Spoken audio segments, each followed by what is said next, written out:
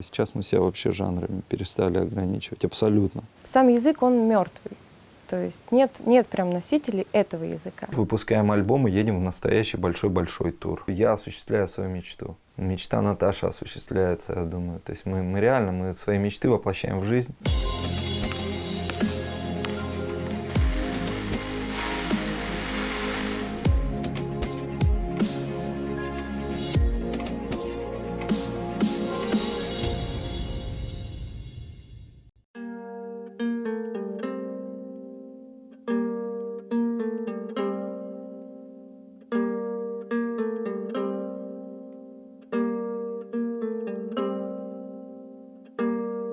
Zapachniało powiew jesieni, z wiatrem zimnym ulecze słonce. Tak być musi, niczego nie mogę już zmienić. Это песня баллада Яцкра, баллада Лютика из старого польского сериала «Ведьмак». Очень глубокая, очень лиричная такая драматичная песня. И вот так быть musi, już Это как раз песня о нашей жизни, о наших сердцах и душе. И в конце и поется в последнем куплете, что но в сердце продолжает, в душе продолжает жить вечный огонь.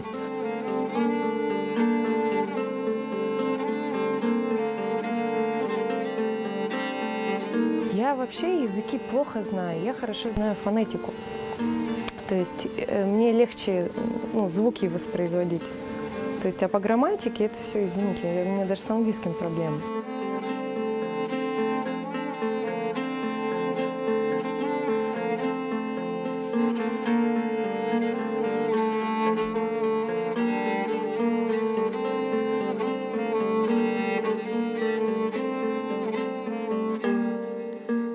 Когда мы готовили борщ в Шотландии, да, мы пошли, естественно, искать продукты. И мы нашли ту же самую морковку, свеклу. Да. Единственное, у нас были трудности со сметаной, потому что мы не знали точно, как переводится это слово, и в итоге, мы и нашли ее, да. Просто у них есть сингл крим, дабл крим. Мы жили несколько дней у наших друзей по совместительству, людей, которые организовывали нам там концерт. Они очень такие гостеприимные, они нас кормили просто как, я не знаю, как королевских особ. Они каждый день какие-то новые интересные блюда, красиво оформленные, что-то делали.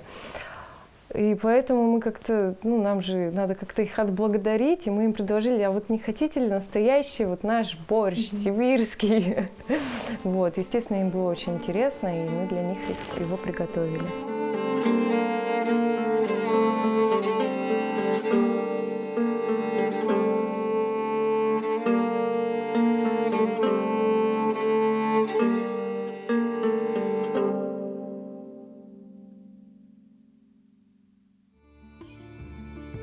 Группа Нитленд играют музыку в стиле фолк-рок, живут в Омской области, активно гастролируют в странах Европы. 2 года назад у нас началась активная именно гастрольная деятельность зарубежная. И тогда же мы начали работать над этим альбомом. Он рождался под впечатлением, под ощущением поездок всех на фестивали, на какие-то мы приезжали, на концерты, в турах выступали. То есть и альбом, он такой, он очень-очень многогранный, он очень эмоциональный, в отличие от предыдущих альбомов, которые были более такие какие-то, спокойные. Мы решили все-таки прикоснуться к культуре, к традициям края, где мы живем, именно сибирского.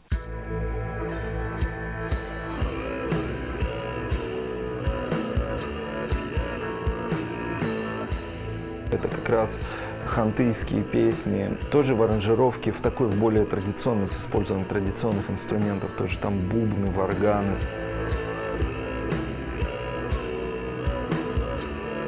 Песня казымской богини, и вот мы снимали клип, катались по всей Омской области, то есть там и во всякие таежно-заповедные места уезжали. Я прям очень хотел показать как раз Сибири, нашу природу.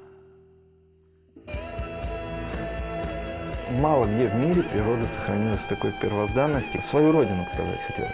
Именно красоты своей земли, своей родины, где мы живем. То есть мы очень любим свою землю. Фома, свет!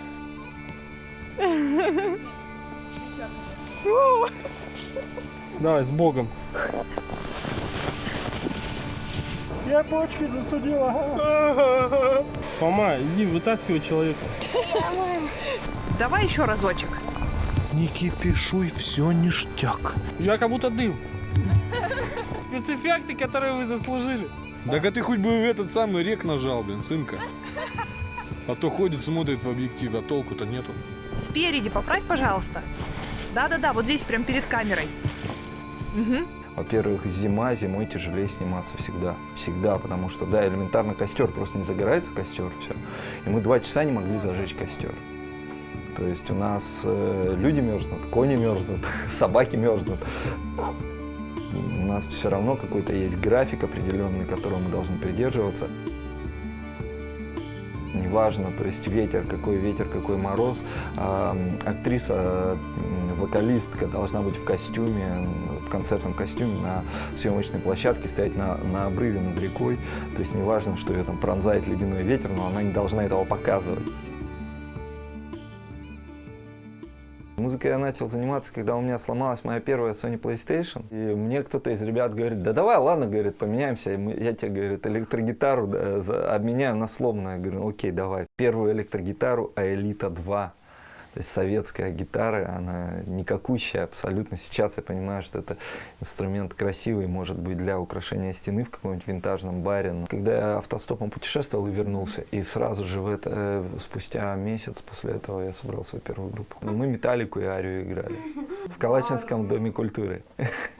А какие бары, какие клубы? Это был 2001 год. К нам на самом деле в Калачинском доме культуры и тогда и до сих пор отношение советское. Я не знаю, как в других местах, но вот в Калачинске конкретно такая ситуация, что если ты рок-музыкант, то значит ты какой-то вот там, ну, нехороший, короче, ты отброс такой. Чего точно? Да, отброс, просто отброс. Рок-музыкой нормальный человек заниматься не станет. Нормальный человек пойдет работать, нормальным делом заниматься, а не рок-музыкой. Отрастили тут все волосы и бегают. Я наигрался, мне хотелось самому создавать музыку, что-то интересное, то, о чем я мечтал. Тогда вот как раз я обратил внимание, что вот Наташа, я говорю: а давай-ка мы с тобой попробуем. То есть она на гитаре, она круто играет на гитаре, она как раз гитаристом была в какой-то девчоночей группе. А на каком-то бардовском фестивале я услышал, как она поет, и, блин, у нее голос шикарнейший. Я говорю: слушай, а может попробуем там что-нибудь там? Фолк, там, мельницу, народные русские песни какие-то, такое фэнтези, там что-то такое поиграть. Он, ну, в принципе, да, говорит, что это. И мы, то есть, вот так, вот оттуда все и началось. Мы сразу начали с ним работать вместе, мы сразу начали заниматься музыкой, и поэтому сначала отношения были сугубо такие профессиональные, так скажем. Это был тот первый человек, с которым мне было просто идеально комфортно работать в музыкальном плане. У нее талант как раз играть на тех инструментах, на которых я не умею играть. И, то есть это идеально совпало. То есть круто, она играет на гитаре, потому что я не умею играть на гитаре. Вот. А я играю на духовых инструментах. И еще она круто, поэтому, ну-ка давай там что-нибудь прикольное такое, то есть такой фолк какой-нибудь поиграем. Ну как свадьбы все проходят. То есть родственники, вот эти пафос, вот это вот там что-то, там понты, там марш Мендельсона, там все. Мы пришли в ЗАГС, принесли им диск, сказали: короче, вместо Мендельсона вот это включите. Все. Нет, конечно, Наташа была в крутом белом платье, то есть я в костюме, который я надевал, по-моему, раз в жизни. Они включили нам имперский марш из «Звездных войн», мы подошли к столу, расписались. Я, кстати, не знаю, а возможно, они вообще не поняли. Я не думаю, что в Калачинске многие люди поймут, что это играет имперский марш. У нас просто семья фанатов «Звездных войн».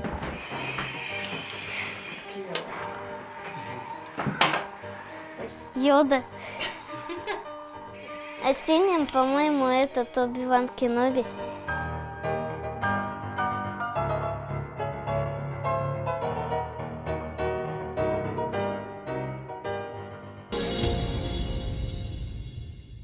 Вот это вот наша домашняя, так скажем, студия. Записываем какие-то черновики, сочиняем. То есть основной как раз творческий процесс, он происходит как раз здесь, в этой комнате. Это звукопоглощение, чтобы не было отражения, чтобы сигнал не гулял. Вот монгольская скрипка Моренхур.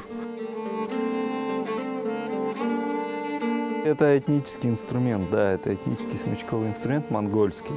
То есть это именно степной инструмент. Голова коня там, потому что этот инструмент как раз то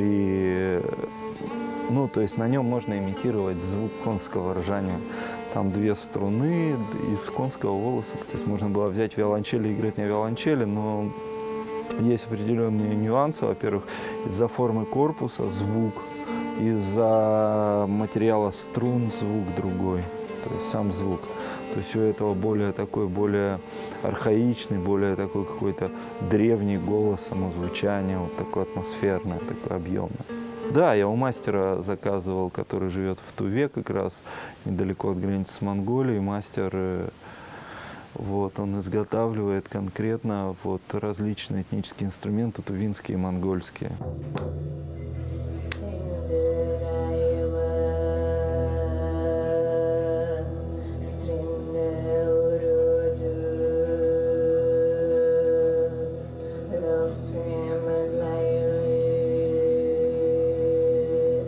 Фолк-музыку, особенно со скандинавским уклоном, я хотел это играть еще тоже, наверное, с тех же самых времен, потому что я увлекался историей.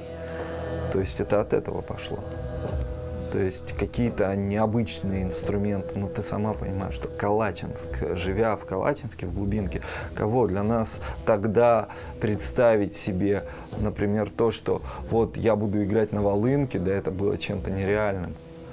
Хотя сейчас в шкафу волынка висит и висит, и уже на ней, наверное, года 2-3 никто не играет. Я очень плотно изучал историю религий, Ближний Восток, то есть Римскую империю, то есть вообще в целом. Просто Скандинавия для меня, как раз в музыкальном плане, мне это было больше всего интересно. Я историей начал увлекаться, я не знаю, сколько себя помню, я всегда увлекался историей, еще с того времени, как начал читать. С детства, с самого раннего, у нас дома была очень большая библиотека, и мне отец постоянно из командировок привозил книги.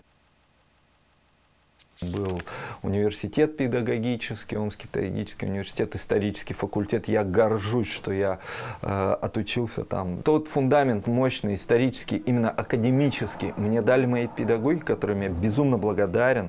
Мы сейчас сотрудничаем с педуниверситетом, мы с Наташей, по-моему, пару месяцев назад, да, мы читали лекцию в педагогическом университете, нас пригласили на наш исторический факультет как раз по эпохи викингов, по культуре и мифологии эпохи викингов, то, чем мы непосредственно занимаемся в нашей группе.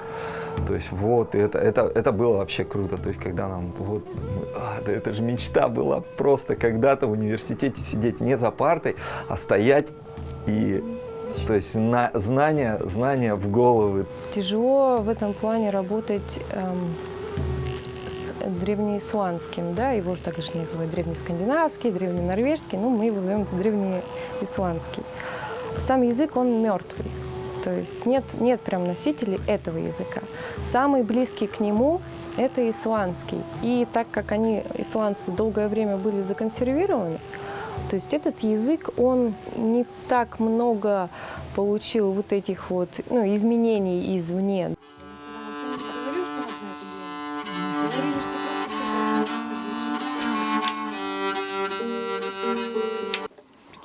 Приезжаешь на фестиваль, достаешь инструмент, начинаешь настраивать, тут подбегают чуваки с камерами и начинают снимать. Раньше мы работали чисто фолк-музыка, только фолк-музыка и фолк-этника. Сейчас мы себя вообще жанрами перестали ограничивать, абсолютно. Смысла нет сейчас, в 21 веке, по-моему, вообще все смешалось. Наоборот, интересно экспериментировать, находить какие-то новые открытия, какие-то новые миксы интересные делать. Все равно есть какие-то определенные рамки. Само собой, мы не работаем, например, ни в коем случае конъюнктура протеста, вот это вот всего. Нет, я думаю, что мы с вечным, нам ближе более вечная тема, это как раз это что-то связанное с природой, это человек, это жизнь, то есть людей. Вот.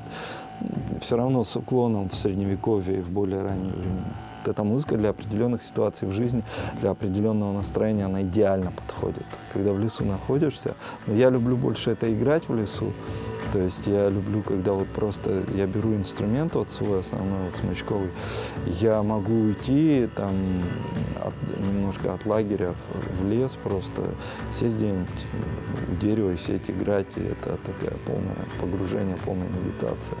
Обалденно просто, то есть чувствуешь свое такое единение с вечностью вот этой вот, в которой мы живем. Все время останавливается просто.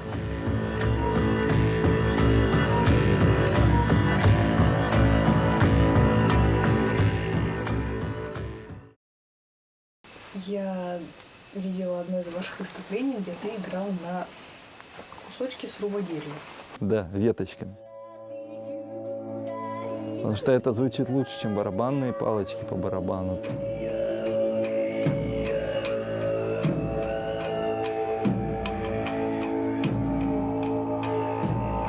То есть, это естественное звучание.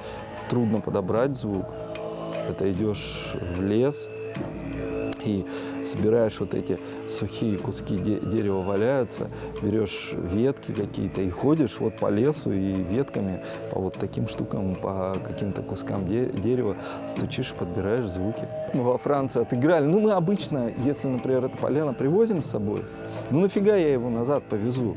Просто оставил там, где финальный концерт, например, отыграли в одной из поездок. Все, там же в клубе оставил и все, уехал.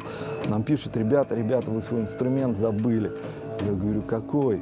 А мне фотографии скидывают, где я играю. Он мне пишет: вот, давайте, пишите адрес, мы вам перешлем. Просто кусок березы. Вот просто вот кусок березы с корой, все, вот торчащие ветки, там какие-то эти сучки торчат. Я говорю: да не, ребята, оставьте себе, говорю, на память. Потом мы придумали, сделали, чтобы его не микрофоном подзвучивать, поставили внутрь звукосниматель. У нас все стали подходить и смотреть: а почему у вас оттуда шнур торчит? Просто кусок дерева, просто вот кусок там сосны или березы, из нее шнур прям. Я беру, ставлю, подключаю на сцену, кладу, значит, кусок березы, достаю шнур, включаю в пульт и втыкаю его в деревяху просто.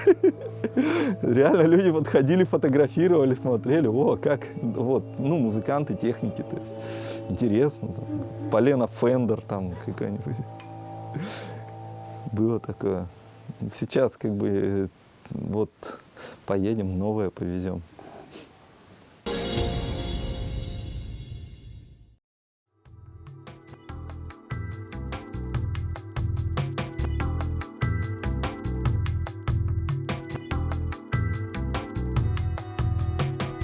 У нас основной контингент скачивания – это Северная Америка. Самые большие как раз вот прослушивания, стриминг самый большой.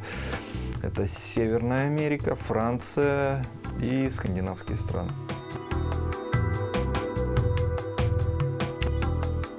Концертный тур начинается 8 февраля, мы начинаем с Омска, то есть мы играем первый концерт в Омске, а следом через неделю мы уже улетаем в Германию на зимний Вакен-фестиваль, затем у нас концерт в Копенгагене, и затем концерт в Йорке, это Великобритания, тоже на фестивале мы отыграем, и уже оттуда мы вернемся домой, выпускаем альбом и едем в настоящий большой-большой тур по Европе. Если так случится, что придется куда-то переехать? Не планируем. Нам уже поступали предложения. В ближайшие 10 лет точно не планируем. У нас ребенок, которому сейчас 6 лет, и который осенью пойдет в 1 класс. Мы бы хотели, чтобы вот он начальную школу и свой начальный школьный жизненный опыт именно у нас на родине получил. Чтобы он гордился тем, что он из Сибири, что он русский, что он... Вот, хочется все равно этого. Все равно, потому что мы этим гордимся. И раз, и два, и раз, и два, и раз, раз, и два, и раз, и два, и раз, ля.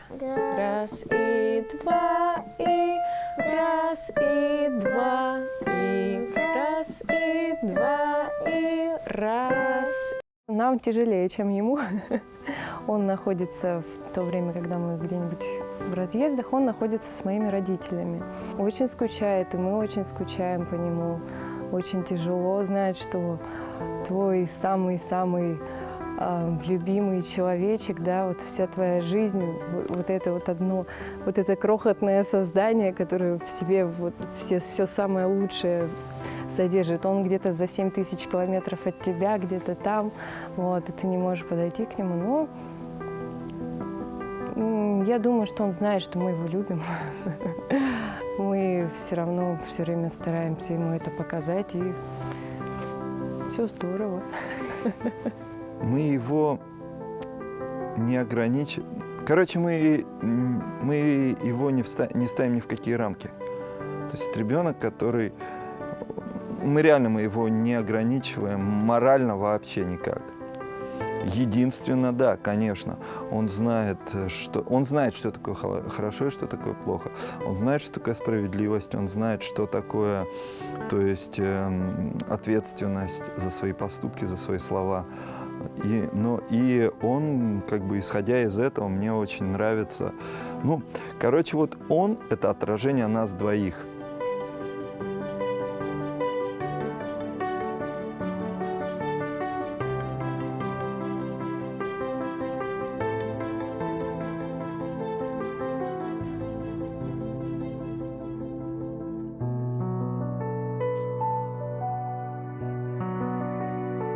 А, ты сам сделал? Да. Ой, клевый. Это просто штурмовик, да? Да, это Глен толкнул, А, я надел маску. Я удовлетворен той жизнью, которая есть сейчас у меня. Я вообще, то есть, само собой, я понимаю то, что, оглядываясь назад, оглядываясь лет на 15, на 20 назад, когда я только начинал заниматься музыкой, само собой, конечно, я даже представить не мог того, ну, то, что у меня будет сейчас, какие инструменты, какое оборудование, то есть какие люди вокруг, какие ситуации. Мне понравилось, кстати, недавно обалденное высказывание Леонардо Ди Каприо, прям вообще, то есть прям он в точку попал, что говорит, артисты, говорит, и актеры, вот, которые ноют, что вот мы упахиваемся, мы страдаем. А вы представьте, сколько бы людей хотело оказаться на вашем месте. Вот просто вот вы представьте, вот на нашем месте, он от лица артистов говорит. То есть я это могу перефразировать на музыкантов. Когда мы начинаем ныть, что вот, я устал, у меня руки ой, эти концерты, там все. Я прекрасно понимаю, сколько бы людей хотели бы оказаться на моем месте. То есть я прекрасно понимаю, что я осуществляю свою мечту. Мечта Наташи осуществляется, я думаю. То есть мы реально свои мечты воплощаем в жизнь. И то есть тут жаловаться вообще не на что, если честно.